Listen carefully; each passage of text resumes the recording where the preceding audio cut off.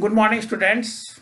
Now, in this period, I will discuss about very important topic or question for examination point of view. Right? So here the problem is like that. Prove that for reflection through a rectangular glass slab, the emergent ray is parallel to the incident ray. Emergent ray is parallel to the incident ray. Right यहाँ पर आप देखिए ये क्या है, glass slab है. We take a glass slab, right, that is air medium, that is also air medium, and the glass slab is made up of glass. So when light falls on one faces of the glass slab, they will change their path like that, and again the reflected ray come into air, right? So that ray is called emergent ray. That is emergent ray. And that is incident ray. And that will be what? You can say that is reflected ray. Reflection हो रहा है, reflected ray. These are the three rays: incident ray, reflected ray, and the emergent ray. When incident ray come from rarer medium to the denser medium, it bends towards the normal. देख लिया आप, normal तरफ मुड़ गया. Now, at that point, what happens? Here, the glass, this reflected ray strike the other faces, which is parallel to the initial at point C, and after that, it again come into air.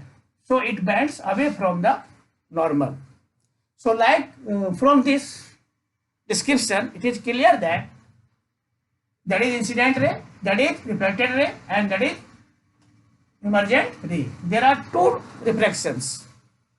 Two times reflection takes place, one at point B and other at point C.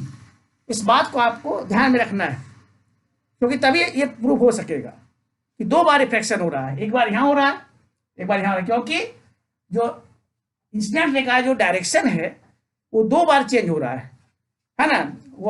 First of all at point B and secondly at point C, right.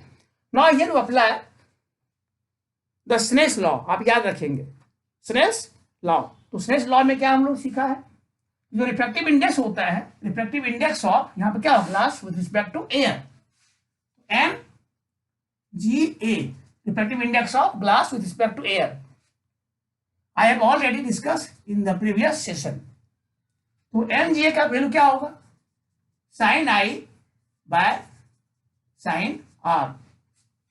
Sign I by sine R, I incident angle और reflected angle. ये आपका N G A निकल गया first, right, by using Snell's law of reflection, right. अब यहां पे देखिए आप, यहां पे क्या हो रहा है, एट दैट पॉइंट, यहां क्या होगा, at point B, right, N G equal to sine I by sine R. Now if you want to talk about the phenomena which happen at point C, what is, you can similarly you can write,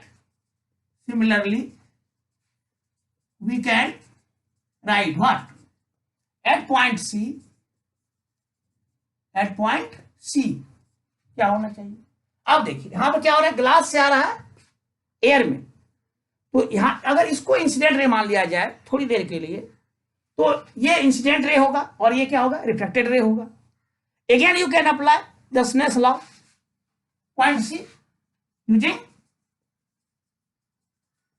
Snell's law. क्या होगा बताओ, ये होगा आपका N A जी. ऐसा क्यों लिखा, क्योंकि रिफ्लेक्टेड रे किसमें, यहां पे, राइट. अगर इसको मानते हैं ये हो जाएगा रिफ्लेक्टेड रे. तो that is the refractive index of air with respect to glass. ये क्या हो जाएगा देखो, फिर ये यहाँ पे जो R2 है हम उसी को लेते हैं, R2 बाय, तो यहाँ R1 ले लेते हैं, R1 दिखाया फिगर में, sine R2 by sine E, M I right? ये हो गया। अब अगर इसको हम पलट देते हैं, right, then N G A का वैल्यू क्या हो जाएगा देखो, ऊपर चला जाएगा, ये हो जाएगा sign E by sine R2।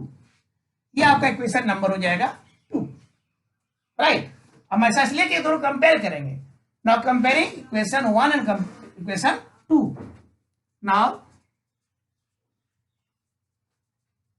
comparing equation 1 and 2, what you get? We get sin I by sin R equal to sin R1 equal to sin E by sin R2। ये आपका इक्वेशन नंबर चलिए 3 मान लेते हैं। अब यहां देखिए from figure क्या देख रहे हैं, ये ये आपका नॉर्मल है, ये नॉर्मल है, और ये लाइन क्या है, कट कर रहा है लाइक दैट। वही नॉर्मल, ये भी नॉर्मल, ये भी नॉर्मल है, और ये लाइन ऐसे गया है, और आपका ये एंगल क्या है, R1 है, और ये एंगल क्या है, R2 है। तो क्या होगा फ्रॉम फिगर, बोलो क्या होगा, R1 equal to R2, right. Imply that क्या हो जाएगा, sign R1 equal to sign R2। ये इक्वेशन 4 मान लीजिए। अब now comparing equation 3 and 4, again comparing equation 3 and 4, what you get? We get sin I equal to sin E, imply that angle I equal to angle E. Now angle I equal to angle E equal to, that means incident ray parallel to the emergent रे।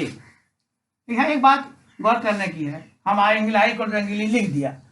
आप सोचोगे sir ऐसा लिख करके है ना अपना मुक्ति पा लिए, लेकिन हम तो समझे नहीं ये कैसे हुआ। तब देखो समझाते हैं तुमको। ये देखो बेटा, ये तो हुआ, समझ में आ गया होगा, R1 इक्वल टू R2, ये अल्टरनेट इंटीरियर एंगल हुआ, ये दोनों पैरेलल हो गया, और ये लाइन खींच रहा है जहाँ बताया है, R1 का अल्टरनेट इंटीरियर एंगल हुआ। अब हम क्या किए, इसको आगे बढ़ा दिए। अब देखो अगर ये एंगल आई है, यहाँ आगे बढ़ा, और ये चूंकि पैरेलल है फेस में, तो ये एंगल भी आई होगा, ये आपको समझना चाहिए। ये देखो पैरेलल है, ये लाइन खींच रहा है, अगर ये आई है तो ये भी आई होगा, राइट। और अगर ये आई है तो ये भी आई होगा, वर्टिकली अपोजिट एंगल होगी, आई वर्टिकली अपोजिट एंगल हुआ, राइट। और ये आपका देखिए परपेंडिकुलर है। अब हमको ये देखना होगा कि देखो यहाँ पे ये एंगल कितना है, 90 डिग्री, और यहाँ ये भी कितना है, 90 डिग्री। अगर टोटल एंगल की बात करें ये, तो क्या हो जाएगा, 90 degree plus angle E, right, ये एंगल हो जाएगा। और इधर भी टोटल की एंगल की बात करें, ये एंगल की, तो ये क्या हो जाएगा, 90 डिग्री प्लस ई। अब देखो ये पूरा एंगल ये, और ये पूरा एंगल दिस, अगर हम इसका नाम दे देते हैं, स्पेशल नाम दे देते हैं, चलो इसका नाम देते हैं E1 और इसका नाम देते हैं I1, ये समझने के लिए। तो देखो E1 इक्वल टू I1 होगा ना, निश्चित होगा। और उस केस में तब क्या हो जाएगा, अब देखो ये दोनों कैसा एंगल है, देखो ये ऐसे है, और इस तरह से लाइन भले ऐसे दिया हुआ है, और ऐसे आपका ये है, और इस तरह से ये है। अब देखो ये पूरा एंगल बना और ये पूरा एंगल बना, ये दोनों एंगल कैसा है आपस में, देखो तो दोनों करस्पॉन्डिंग एंगल है। ये क्या है, करस्पॉन्डिंग एंगल, राइट। और जब दो लाइन, ये लाइन हुआ, इसको काट रहा है, राइट, और ये पूरा एंगल और ये पूरा एंगल बराबर अगर है, तो क्या होगा, लाइन पैरेलल होगा, है ना। दैट इज क्या हो गया, इंसिडेंट रे